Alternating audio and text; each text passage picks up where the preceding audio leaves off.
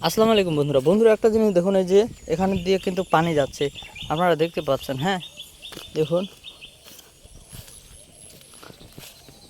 আর এই পাশে কিন্তু ক্ষেত বাড়ি, অর্থাৎ ধান বাড়ি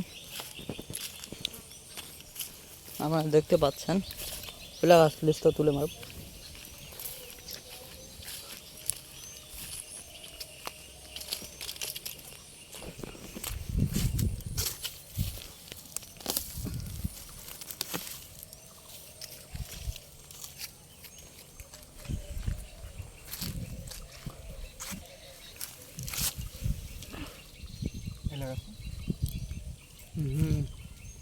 তো বন্ধু, এই ছিল আজকের ছোট্ট